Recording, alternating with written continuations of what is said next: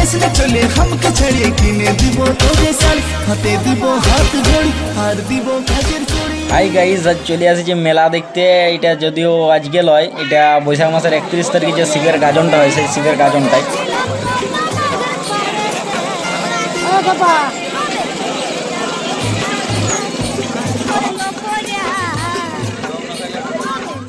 এইটাই সেই চড়কটা, যে চড়কটার কথা বলছিলাম। আর এই চড়কটা মানে যে মন উঠলেও ইয়া করলেও সেটা লয়, এখানে মানত টানত থাকে উঠার। আর যারা এখানে ভক্তি হয় তারা বিশেষ করে এটা করে, তারাই বেশি করে। এই চড়ক এরিয়াতেই বেশি ভিড়টা থাকে, পুরো মেলাটাই চড়কটা নিয়ে। আর এইখানে পিঠে বড়শিগুলো গাঁথা হচ্ছে, তো আমি সেরকমভাবে ভিডিও করতে পারিনি, অনেকটা পেছনে ছিল।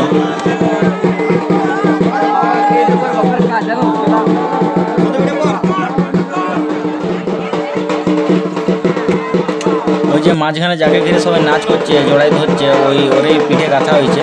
তো ওই উঠার সময় দেখা যাবে যে কীরকম এটা আছে। আর ওই দড়িগুলো থাকে, আর একটা গামছা দিয়ে জাস্ট বাঁধা থাকে উপরে।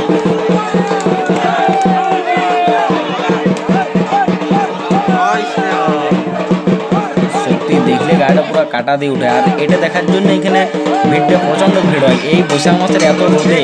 এটা প্রায় 12টা 12:30 নাগাদ এটা শুরু হয়। আর ওই শেষের কোনো সময়সীমা নেই, মানে যতক্ষণ লোক হয় ততক্ষণ ঘুরানো হয় সন্ধ্যার মধ্যে।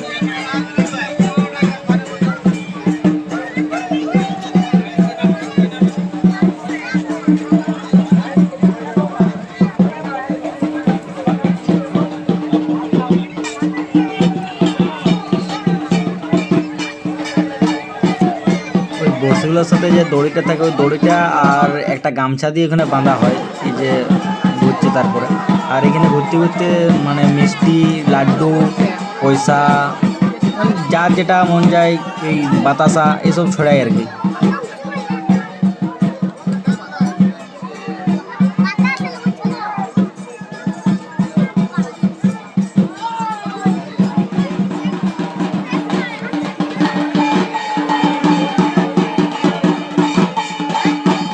আর এই চড়ক পুরো হয়ে গেলে তাকে নামানোর পরে ওই যে পিঠে যে জায়গাটায় বড়শিটা গাঁথা হয়েছে, যেটা দেখা যাচ্ছে, এই জায়গাটা অন্য কোনো ওষুধ নয়, শুধু ওই বাবা মহাদেবের মাথায় থাকা সিঁদুরটা লাগাই দেওয়া হয়।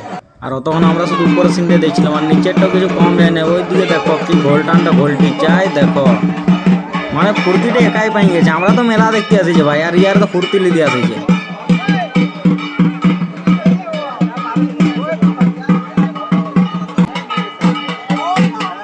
মনে হচ্ছে সুই যাও, বন যাবে, যাও হয়ে গেল সুই যাও।